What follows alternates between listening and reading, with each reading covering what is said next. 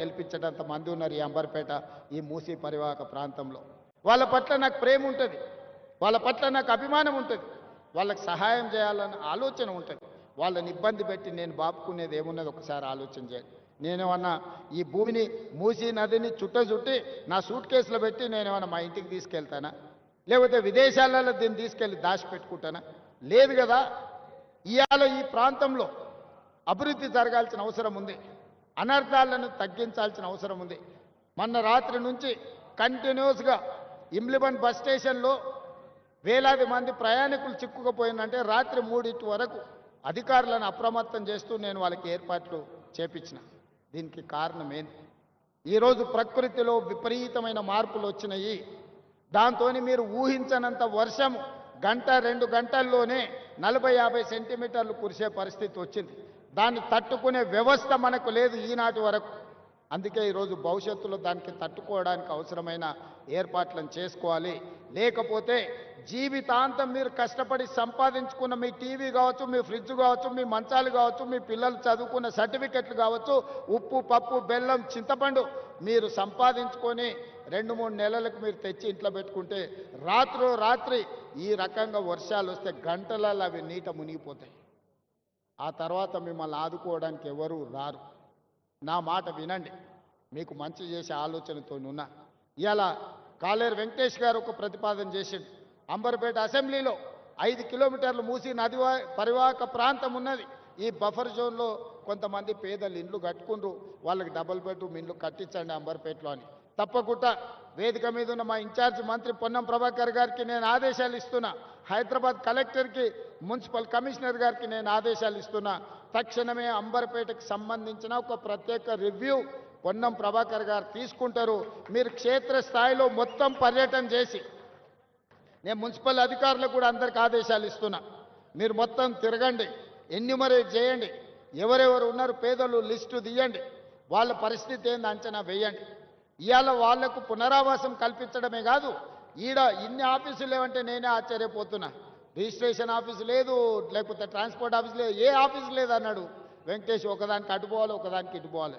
100% ఈ కాన్స్టిట్యున్సీకి సంబంధించిన అన్ని వసూలుతో కూడుకున్న ఒక క్యాంపస్నే ఒక మినీ సెక్రటేరియట్ లాగా అంబర్పేటలో మీకు కట్టించే బాధ్యత నాది.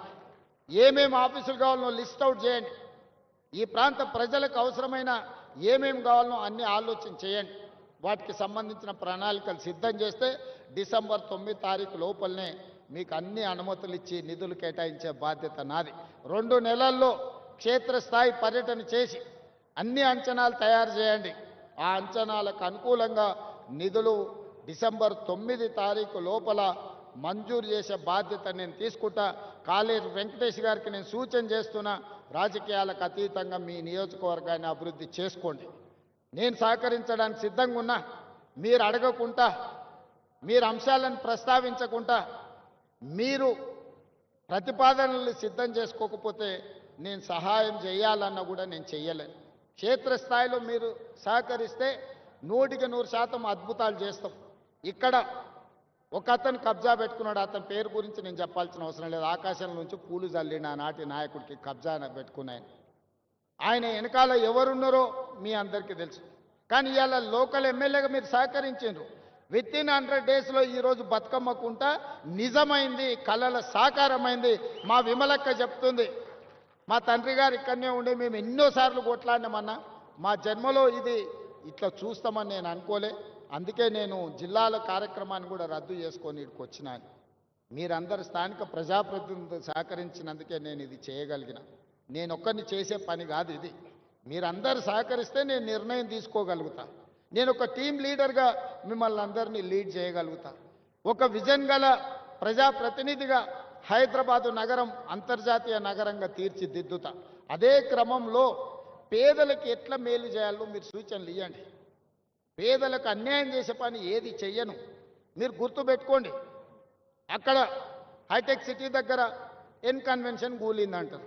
ఎవరు? నాగార్జున గారు ఆగర్భ శ్రీమంతుడు, ఒక పెద్ద సినిమా స్టార్. కానీ అక్కడ తుమ్మిడికుంట అనే మొత్తం చెరువునే కబ్జా పెట్టుకుని, నాకు కూడా మంచి మిత్రుడు. మేము అడిగి చూసినాం. వారు కొంచెం వారికి ఉన్న పాత సావాసం, పాత మిత్రుల వల్ల కొంత ఆలోచన చేసిండు. మా అధికారులు పోయి దాన్ని తొలగించారు. తర్వాత ఆయన్ని ముందుకు వచ్చి సార్ ఇట్లాంటివి ఇంకా నాకు వద్దు వివాదాలు, నేను ప్రజలకు ఆదర్శంగా ఉండదలుచుకున్నా, ఈ చెరువు పునరుద్ధరణ కోసం 2 ఎకరాల భూమిని నేనే అప్పచెప్తా అని చెప్పి నాగార్జున గారు ఈరోజు ముందుకు వచ్చి ఈరోజు మనకు అప్పచెప్పాడు. అలాంటి సందర్భాలు వస్తే మేము అభినందిస్తాము. సున్నం చెరువు దగ్గర ఎవడో అమాయకులను చేసి అమ్ముకుంటే చెరువు మధ్యలో వాళ్ళు నిర్మించుకుంటే తొలగించమని ఎన్నిసార్లు చెప్పినా తొలగించకపోతే మనం తొలగించాల్సి వస్తుంది. దయచేసి నేను పేద ప్రజలకు విజ్ఞప్తి చేస్తున్నా. మాయగాళ్ళు మహానగరంలో చాలామంది ఉంటారు, వాళ్ళకు ముఠా నాయకుడు ఇంకొకడు ఉండొచ్చు. వాళ్ళందరూ కలిసి ఈ మహానగరంలో వివిధ ప్రాంతాల నుంచి వచ్చిన పేదల్ని మాయ చేసి ప్రభుత్వ స్థలాలను మీకు అమ్ముతే అగ్గోకి సగ్గోకి వస్తుందని తీసుకోకండి. మీకు అందరికీ ఏ రకంగా ఆదుకోవాలనో ప్రభుత్వం ఆలోచన చేస్తుంది, ఒక మంచి నిర్ణయం తీసుకుంటుంది. అందుకే మనస్ఫూర్తిగా దసరా పండుగ సందర్భంగా ఈ నగరవాసులందరూ మూసీ నది పునరుజ్జీవం కోసం సహకరించండి. మూసీ నది పరివాహక ప్రాంతంలో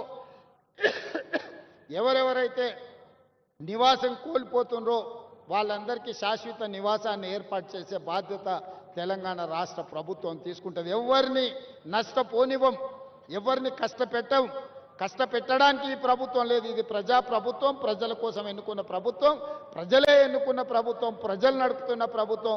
ఈ ప్రభుత్వం పేదలకు అండగా నిలబడుతుందని తెలియజేస్తూ చివరగా